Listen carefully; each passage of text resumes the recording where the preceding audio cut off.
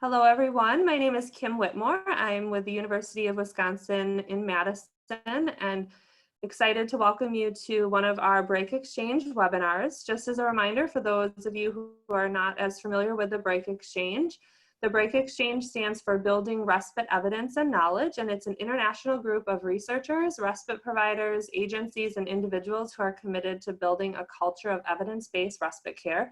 The benefits of joining the Break Exchange include connecting with our global network of researchers, providers, agencies, and individuals. And currently we have over 100 members from more than a dozen countries that are part of the Break Exchange. We also promote learning about best practices and research that's happening around the world, and want you to help share what you're doing with others by being featured in our monthly e-newsletter, hosting webinars like we have today, or providing information for us to post on our website. And then finally, we really want to use this network to help promote collaboration, especially on evaluation and research projects. So the idea is to connect and find people doing work that you're interested in and develop partnerships to help continue to advance the evidence base of respite care. So we are so excited to have you join us. If you have questions or information for the presenter today, you can post those in the chat, or if you're live on the call, you could also unmute. We're a smaller group this morning. This will be recorded, so those of you who are watching the recording of this, if you have additional questions, we'll be sure to include Harriet Redmond, our presenter's email, in our follow-up, so you can reach out to her directly if you have additional questions.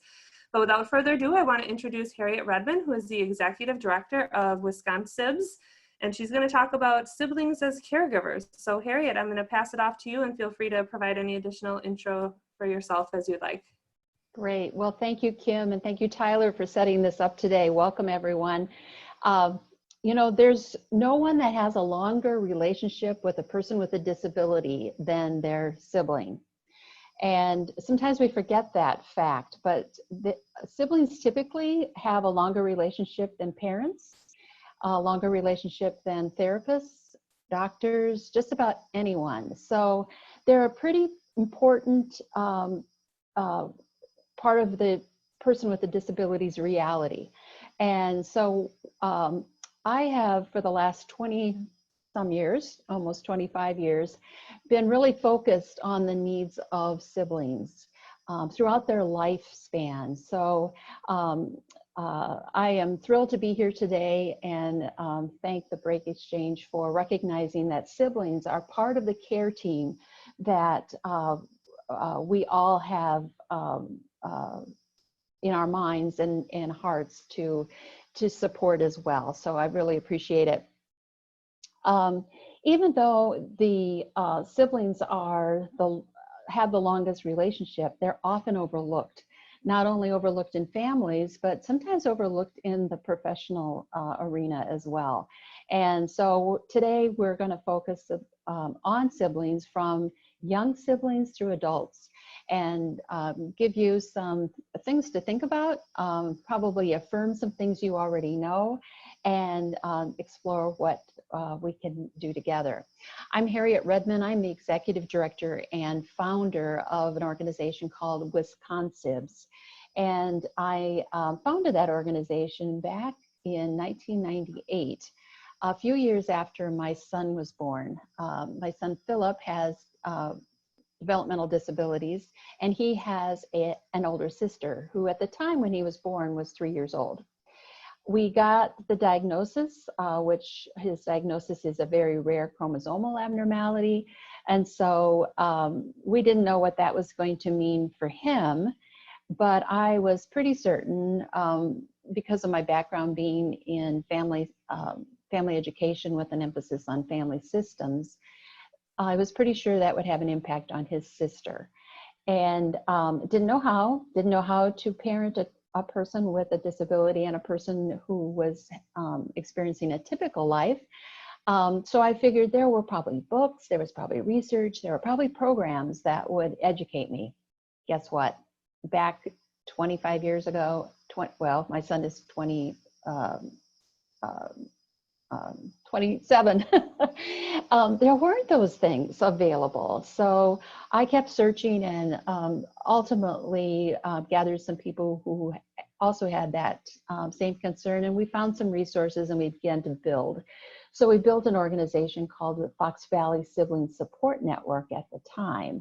And then just a few years ago, we changed that name to Wisconsibs. So I invite you to relax, and I will share some information about our organization, but also more specifically about siblings as caregivers. And then we'll talk a little bit about what you can do in your world. So as I said, we're gonna focus a little bit on the who, what, and where of Wisconsibs, and then we'll talk about siblings as caregivers and ultimately what to do about that. Siblings are pretty proud to be siblings, and these are some of our folks that we serve, and you'll notice that they are all different ages, because as I mentioned, siblings have the longest relationships. So we set out to provide lifespan support.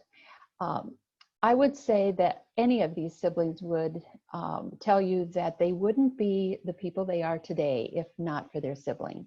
They're proud of their siblings, but there's a lot of challenges to being a sibling of a person with a disability. So they are open to share that when they are with one another. They may not be as open to share that with other people, but when they're with other siblings, they feel free to share that and get support from one another and affirmation. We focus then on children.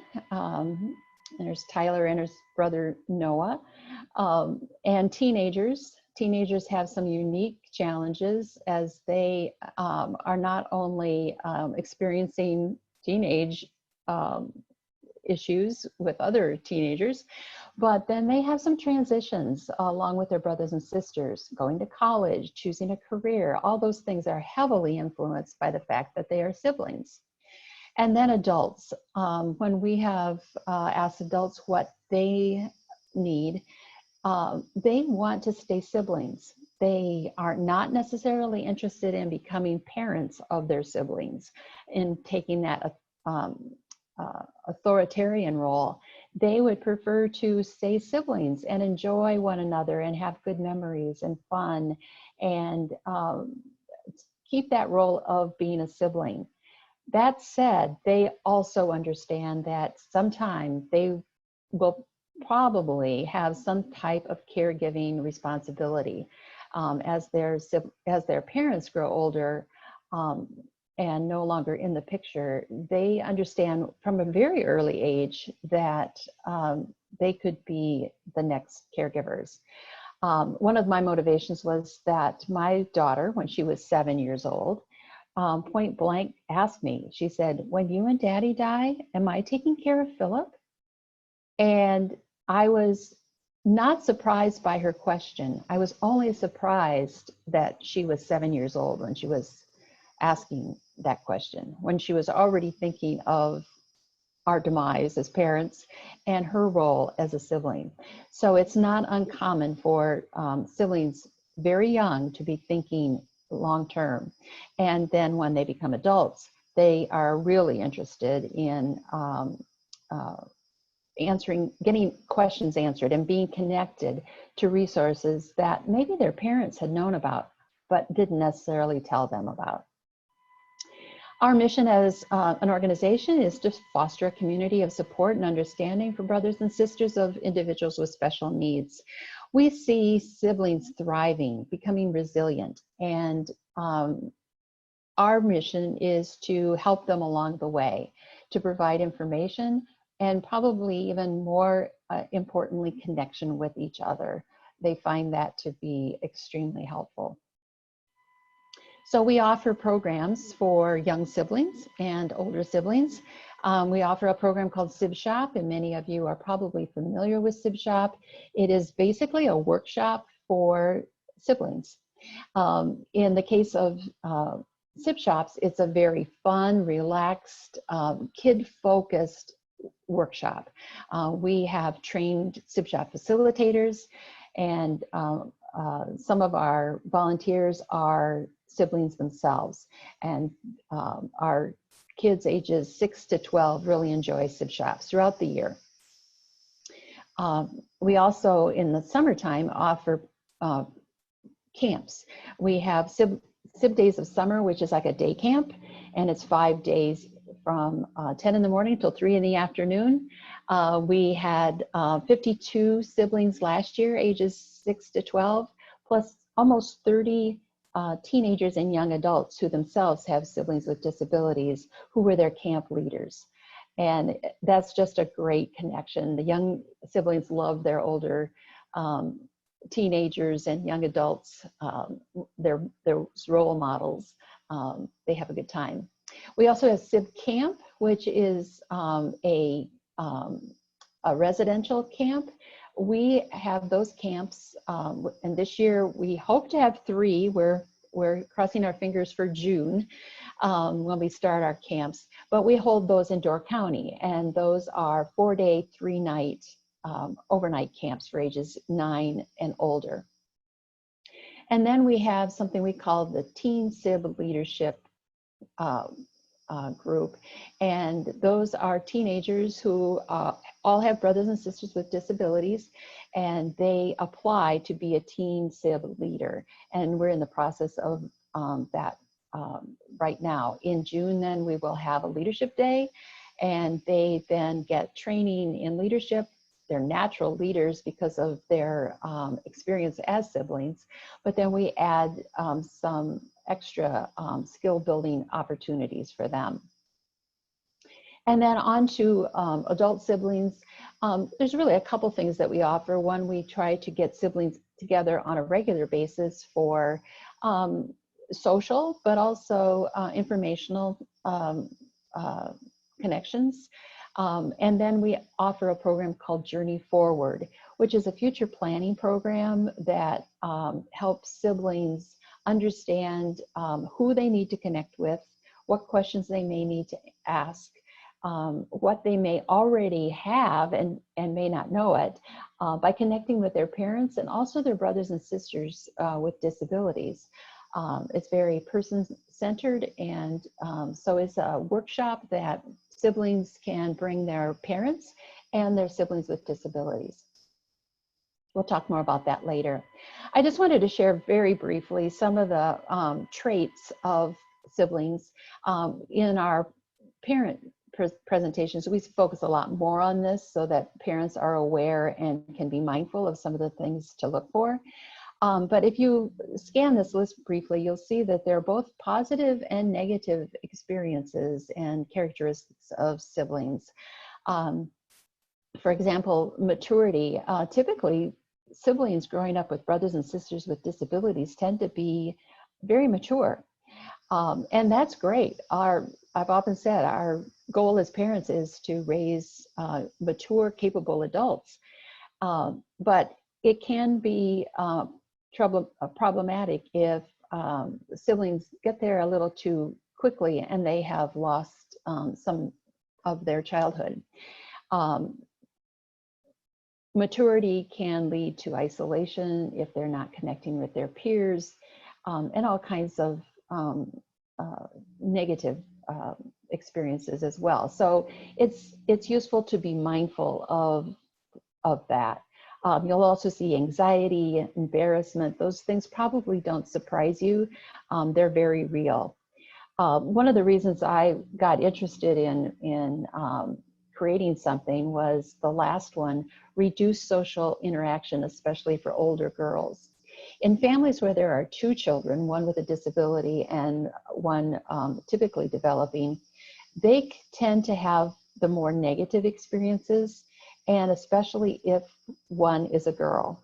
So in my family, where I have 2 children, one is typical and one has disabilities, my daughter could have the more negative experience because not only is she the only sibling of my son, but being a girl, the research says they tend to have more negative experiences because of social isolation. We won't dwell on that right now, but if you have questions later, I'd be happy to talk more about that. But it got my attention and told me that this is something to look into. This is something to address.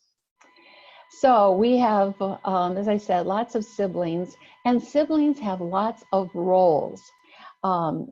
They're role models, they're teachers, they're therapists. I remember when our son was going through birth to 3 and therapists came to our house. His older sister would get her clipboard out and she was prepared. She was going to help the therapist. And it was very useful. She learned a lot through that process, and she was very helpful as a therapist when we did those therapies on our own.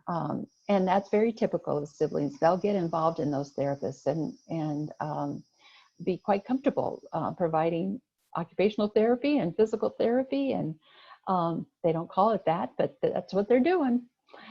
They're great advocates for their siblings. They're protectors.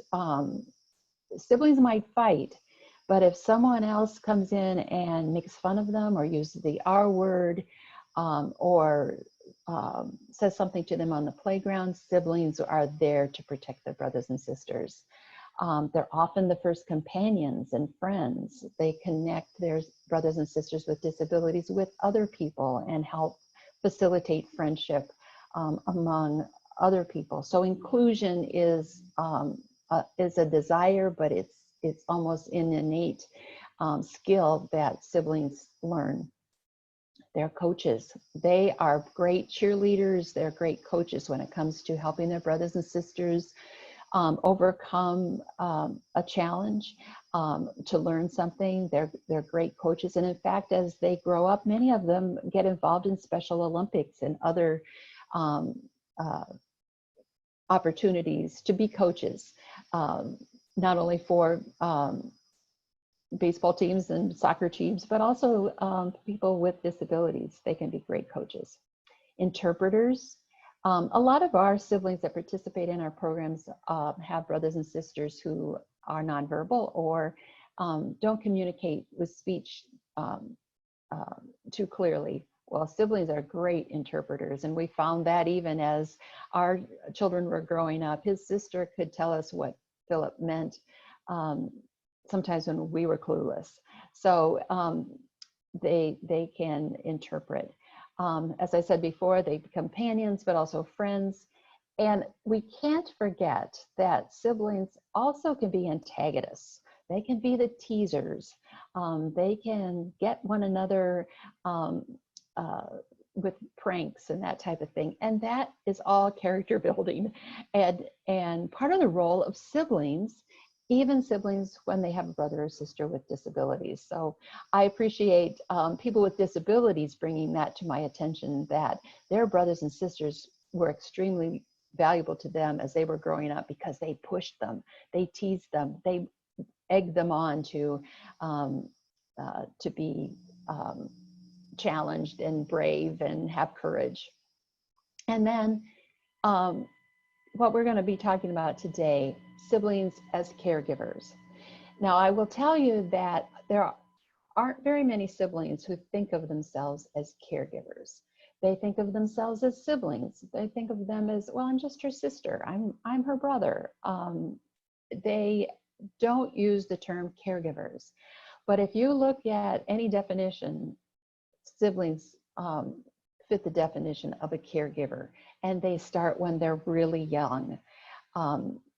And as I said before, they are all of these roles longer than anyone. So it's important to recognize that and to continue to support them through that process so that at no point does this become such a burden that it becomes a negative experience and a negative outcome.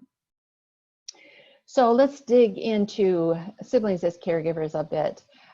These are some of the caregivers that I know who are siblings, and they have participated in our programs and support one another and get the information they need.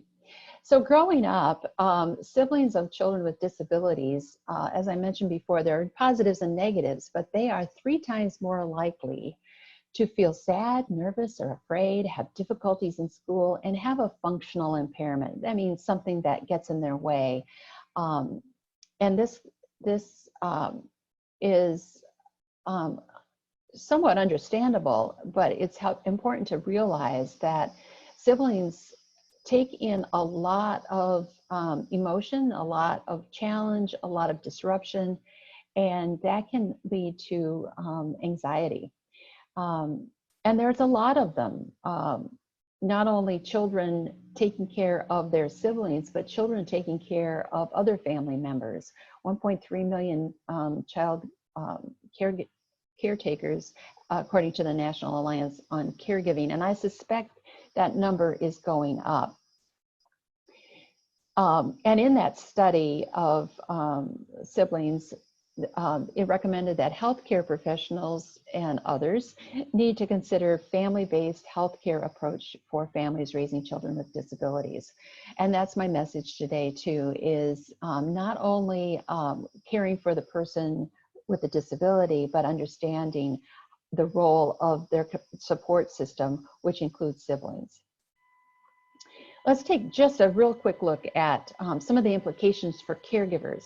Now, when I talk about young caregivers, I'm talking about children who can be 2.5, 3 years old, who have taken on some caregiving. Even 6-year-olds who are really capable of counting sometimes are in charge of the medications of a person with a disability or a child with a disability.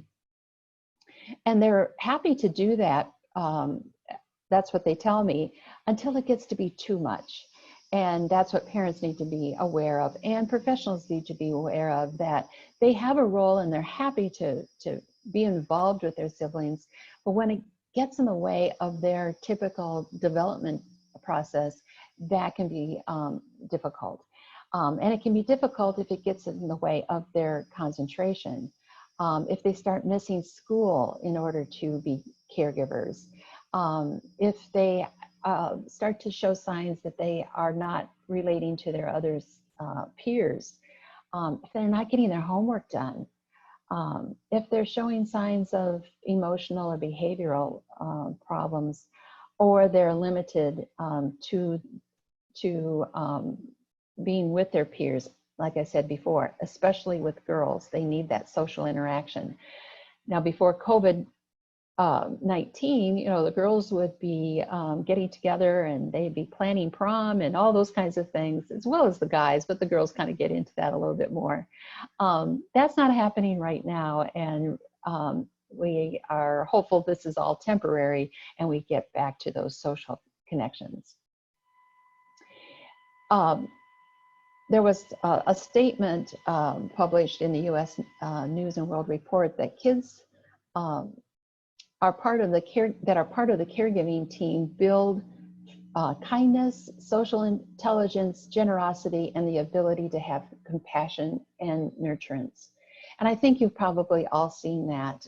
No one can express more empathy than a sibling who has a brother or sister with disabilities.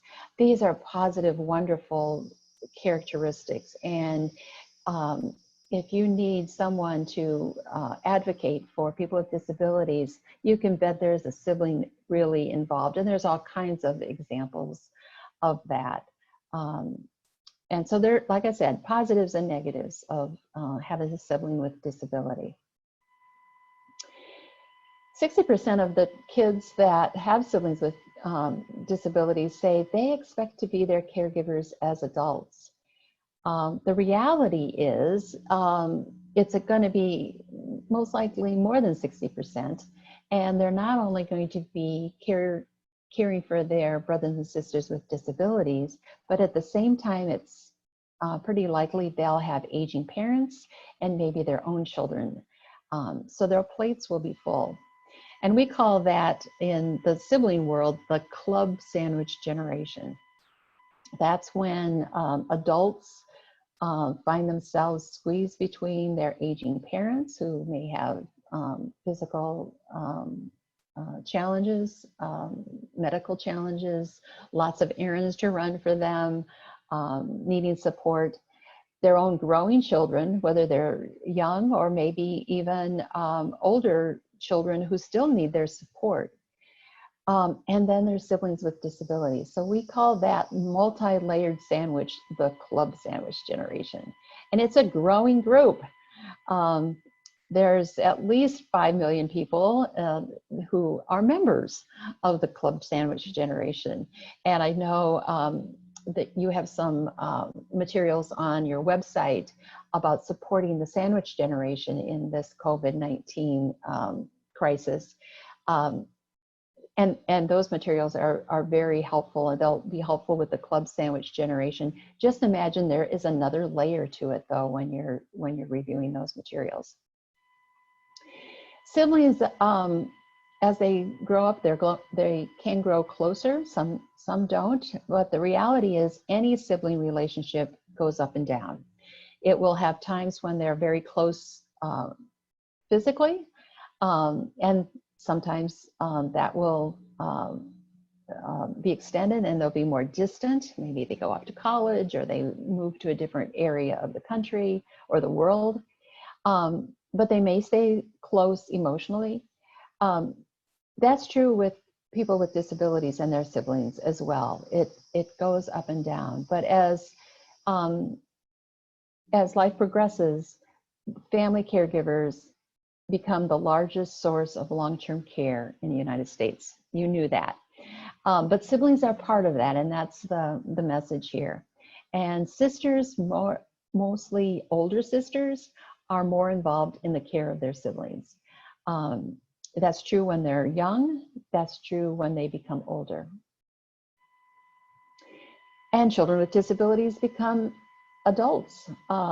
It's no surprise to you as well that people with disabilities are also growing older and have longer and longer life expectancies. Not that many years ago, people with Down syndrome weren't expected to live into their teens. Well, this young man here, he is over 60, and that's becoming more and more possible and more the norm. Currently, there's probably over 700,000 people with developmental disabilities who are age 60 and older. And by, in just 10 years, by 2030, it's estimated that 1.3 million people with disabilities will be in their 60s or older. At the same time, 1 in 4 people with developmental disabilities live in group homes. The majority of them live with their family. 75 to 80% of people with developmental disabilities in the United States live at home with at least one parent. And that surprises a lot of people. They often think that people with disabilities are living in group homes or facilities or residentials, and they're not. A majority are living at home. And guess what? Their parents are getting older as well. Over 25% of those parents are over age 60, and that's growing very rapidly. Consider the scenario: siblings over age 60 themselves, supporting parents who may be in their 80s. And that's just a scenario that you're going to see more and more and more. So what happens? In Wisconsin, this probably is a familiar map. Not only a map of our counties, but it depicts the rising rate of people over the age of 60. And this is what it looks like right now, with those darker areas, meaning that 40 to 50% of the population are age 60 and older. Then you look at it in 20 years and you'll see there's even more dark counties, meaning that even more counties have over half of their population age 60 and over. What's that have to do with siblings? Well, just as the population is growing older, their needs are getting greater as well. So that caregiver duration is also increasing, and that means that more and more people are spending more and more time as caregivers. And the top 5 caregiving tasks: transportation, housework, grocery shopping, preparing meals, finances. And what studies say that that caregivers need most is help with future planning, emergency planning, respite, and home care. This is not news to you either, but consider how it plays into the overall needs of siblings. There's a caregiving crisis in Wisconsin as well as all over the world, where there's so many caregiving staff positions that are left unfilled, and that continues to grow. There's more and more need and fewer providers. The percent of positions for caregivers that are unfilled continues to grow. And what's going to happen? This impacts siblings. Adult siblings are most likely to be the family members to take over and advocate for their sibling. That's been true for a long time. The need continues to grow, and the number of people that this impacts continues. And it has an impact on siblings. It impacts their own family, how they care for their own children. It impacts their employment, especially for women. If women are called upon to be caregivers, many times they reduce their employment, their work hours, or they get out of the employment altogether. They change their careers. They make hard decisions about the impact of the caregiving on their own livelihood. It also impacts health. And I share this statistic again. It's probably not a surprise to you because you're so involved, but 40 to 70% of family caregivers have clinically significant symptoms of depression, with approximately a quarter to half of these caregivers meet the diagnostic criteria for major depression. You remember previously I shared with you that siblings are 3 times more likely as children to experience sadness and anxiety. That can continue. It can be a lifelong experience, and it can get greater. So we, again, need that understanding of how all of this impacts siblings and address that. And as they grow older, siblings definitely become the next generation of caregivers, as we've learned. And when we look at our children, when they come to camp, and we consider these children as caregivers, they're going to remain caregivers and continue to have an important role in the lives of their brothers and sisters with disabilities for a very long time. For women, that can have financial implications as they make choices in their employment, and ultimately it affects their income and their financial security. So part of the challenge with siblings as caregivers is their communication with their parents about the future. From a parent perspective, 78% of parents say they discuss future planning with the sibling, and they want the sibling involved in the future of their child with a disability. So the majority of parents are talking to their kids about the future. But the reality is, of those same siblings, 64% say they don't know what the plan is. So it implies that parents may be thinking they're telling their kids information, but either kids, and those kids might be older adults, they may not get the message. And there's all kinds of reasons for that, good and bad, but it's reality. Most siblings are not hearing the message of what the plan is. This sibling, I need to move my pictures down here so I can read it for you. She says, how do I get more involved now in case I have to handle things later? She's thinking ahead. My parents have had full control of my brother's future, and I feel clueless as to exactly what their wishes are. We all need the same lessons and knowledge that our parents and professionals have. So she's a pretty typical sibling. She's gotten to her 30s, and now these questions are starting to come up. The 30s, 40s is when those siblings really start to get interested. They've kind of knowingly had it in the back of their minds, and they've been anticipating that their parents will say something about it, but typically their parents don't. And parents have been kind of waiting for their siblings to say something about it, and typically siblings don't. So it's a dance in which no one's quite sure who leads.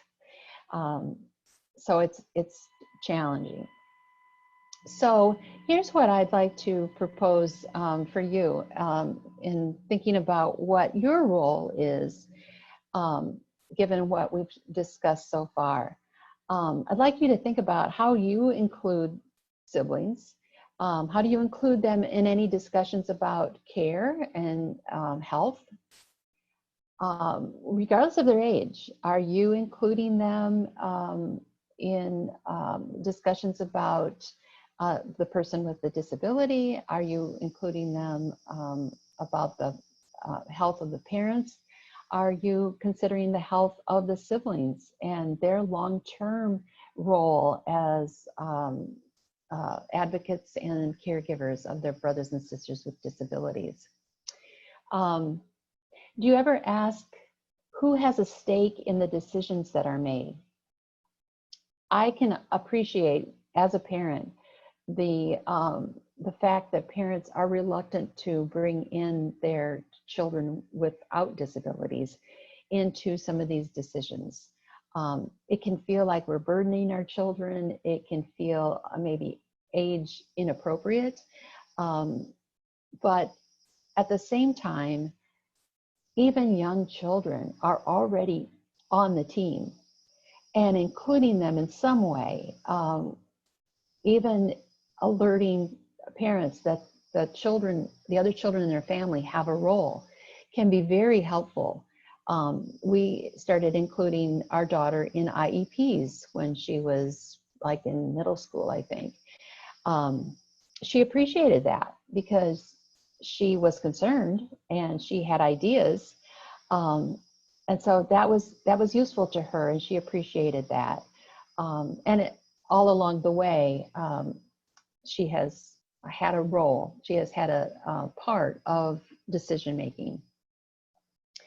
And then, do you offer resources and support for siblings?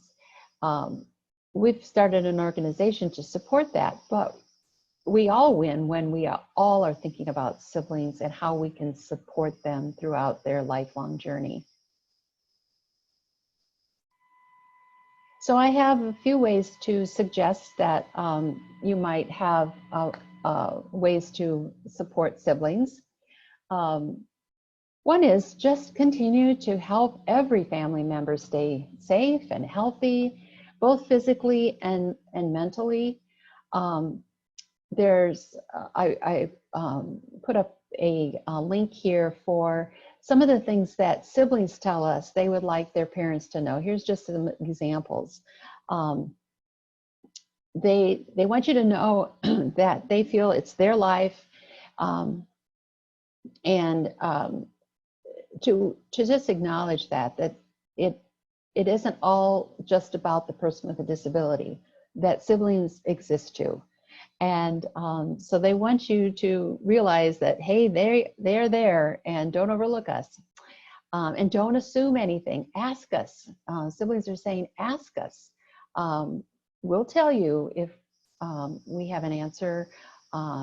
We'll tell you if we want to be involved. but do ask us. Don't assume anything. Just like we don't assume anything for anyone else, ask us. Understand us. You coming to this seminar today is a great way to move forward with understanding siblings and what is on their minds and hearts and how they see themselves and their perspective. And if they're children, understand they're kids. They're going to make mistakes.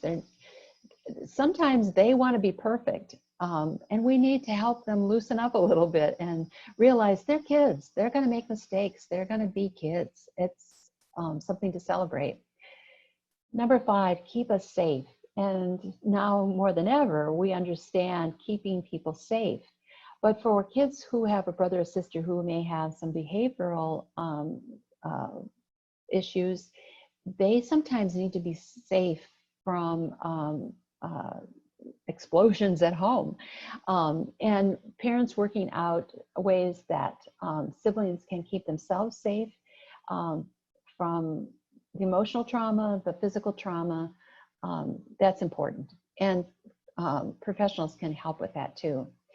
Number 6 is big. It's big for us. Help siblings meet each other, help them find information.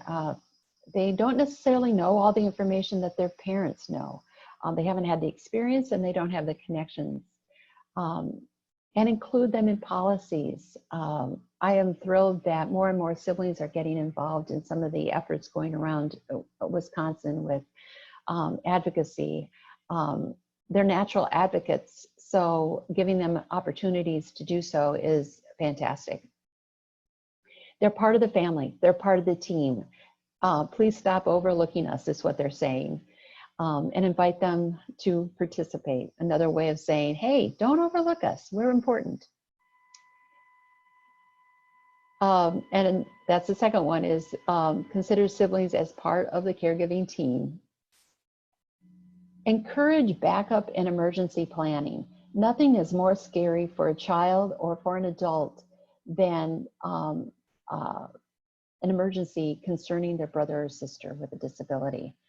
Be that a seizure or illness or this pandemic. Encourage the families, as you've been doing, but continue to do that, to establish backup plans. And I often say, well, we're on plan F right now. We have started with A and we're now to plan F. So the deeper you can go with that, the better, because often it is plan A, B, C, D, E, F, and so on before you are through it. And then encourage future planning. This is something that is so important and yet is often procrastinated. But there's some great resources to help families with the financial, the legal, understanding government benefits, understanding how the family will operate, and also understanding the emotional needs and equipping themselves in the future for that support too. The Center for Financial Planning that the ARC offers online is excellent.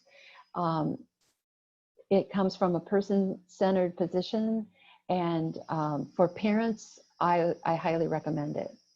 For adult siblings, we offer the Journey Forward program that I mentioned before, and we are currently offering those anywhere in the state who would like us to come do those. They're 2 half-day workshops, and it's focused on the adult sibling, but they can invite their parents and they can invite their brothers and sisters with disabilities. And we have something for everyone to participate. We really focus on family communication, breaking down some barriers there, and then connecting with resources in their local area that can provide more information.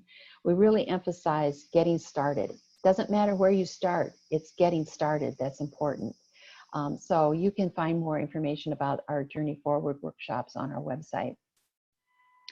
And then finally, help siblings connect with other siblings and other resources that they need.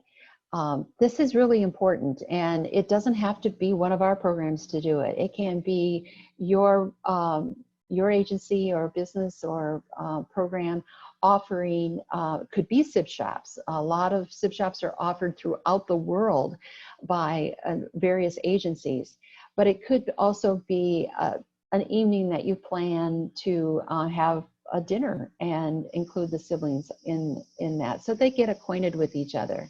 I know the autism societies and Down syndrome associations, they do a great job of getting families together, and those siblings meeting siblings are really, really powerful. And then always having at the ready some resources for them. So this just shares with you a little bit about what the Journey Forward program does. It helps families create a plan for action. We focus that around the letter of intent, which is a document. You can Google letter of intent and get a gazillion hits on that. We offer one that is specifically focused on adult siblings and their brothers and sisters with special needs. But making connections with siblings and professionals and family members to help clarify who's doing what, and even helping siblings understand their own feelings about the roles they want to take. Some siblings come and they want to do anything but be caregivers. That's fine. At the same time, they want to make sure that someone is ready to be a caregiver. And the reality is they'll probably have a role as a caregiver, maybe in a different form. Maybe they are the financial manager, or they may have a different role. They just don't necessarily want to live with their brother or sister. And the truth is their brother or sister may not want to live with them either. So getting some clarification on their roles and expectations and needs and just how their family operates is important. And we focus on that with Journey Forward. And then practicing strategies for enhancing that family teamwork and that communication. And then getting them in touch with professionals that can help them with their legal, their financial, their government benefits. That's all important too.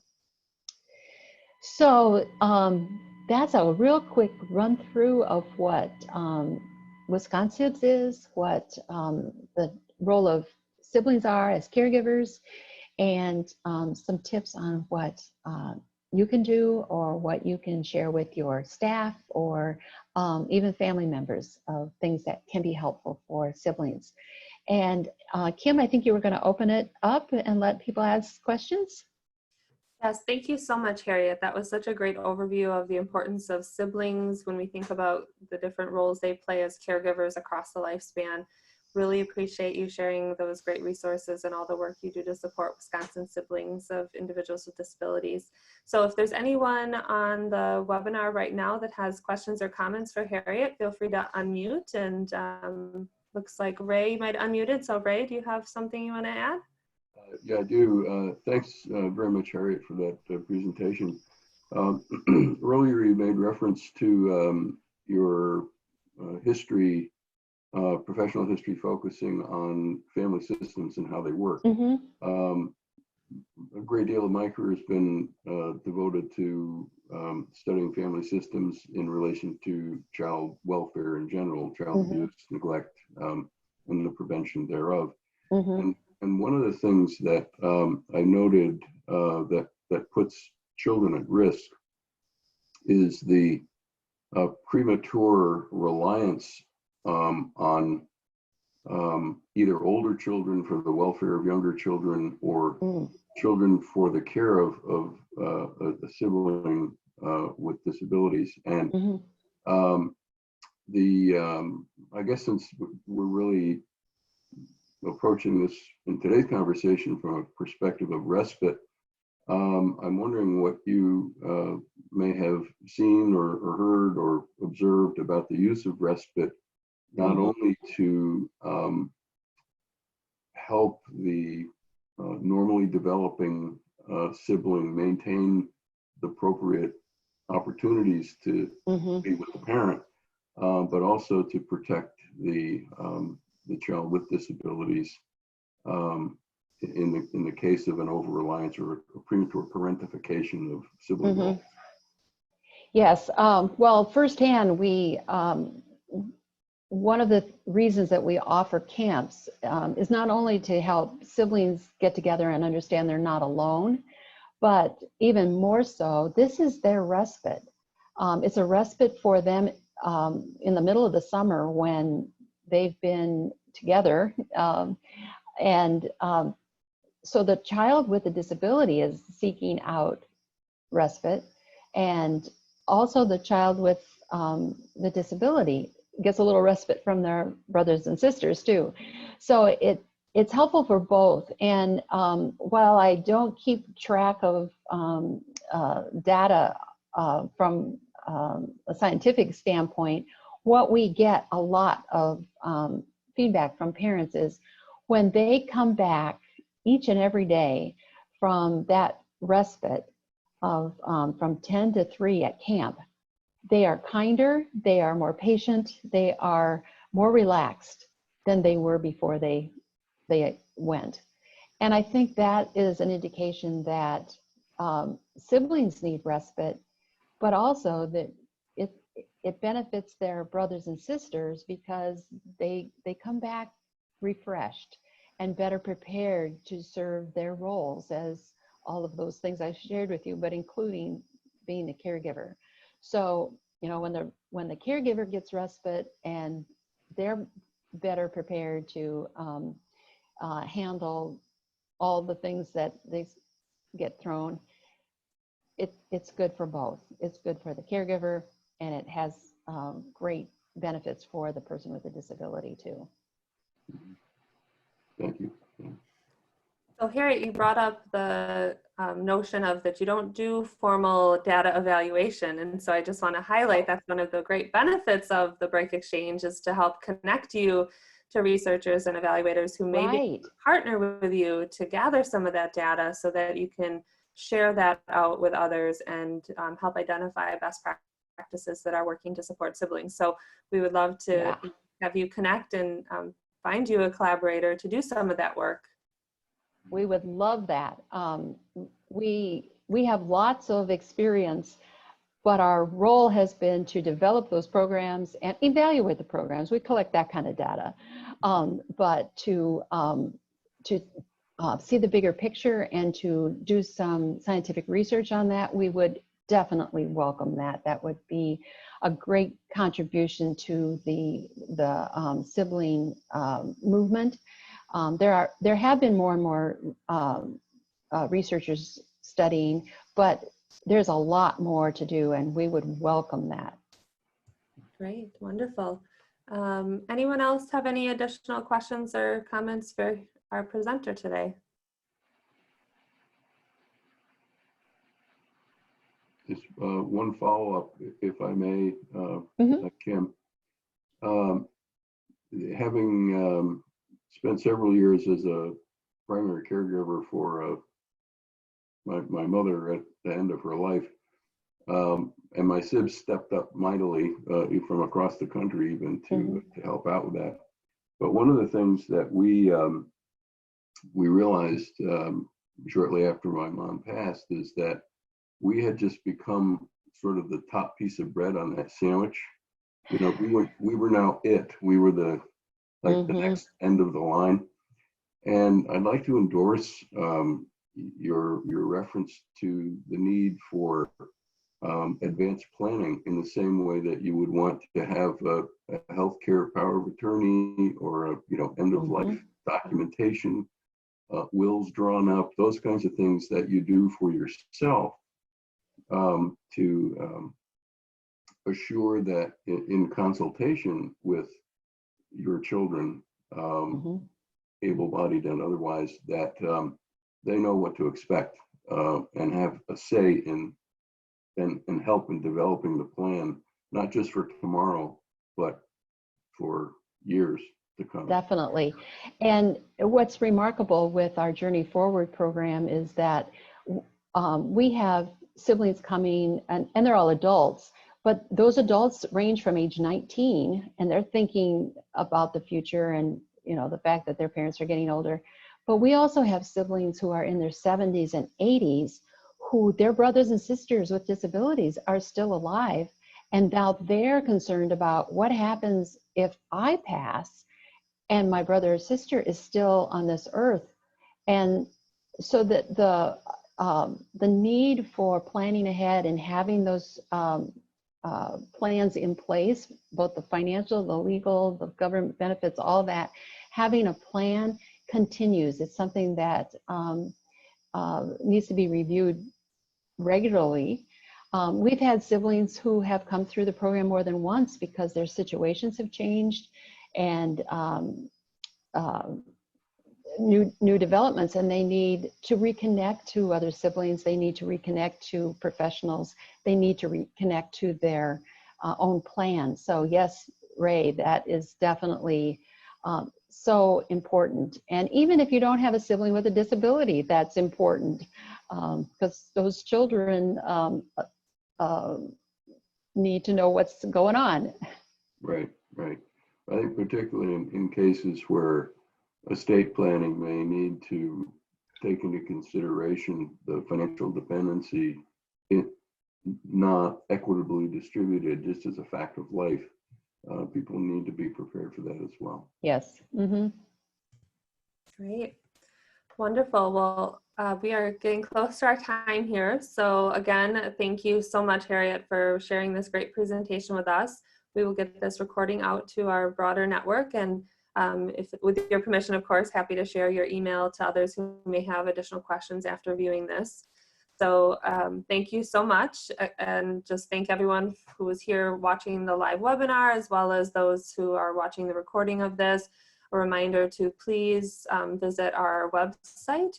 We have a slightly new website. It just got transitioned to, it's breakexchange.wisc.edu. So that's breakexchange.wisc.edu. We'll include that in the messaging as well, but we want to make sure to engage you in all the great activities that we have going on with the Break Exchange, and look forward to our next webinar that will be coming up. I think our next one scheduled is June. We will hopefully do one sooner than that to share back the results of our COVID-19 survey that is ongoing right now. So if you have not already taken our COVID-19 impact on caregiving survey as an agency, please make sure you do that as well. So thank you all again, and hope you all have a wonderful day. Thank you, Kim. Thank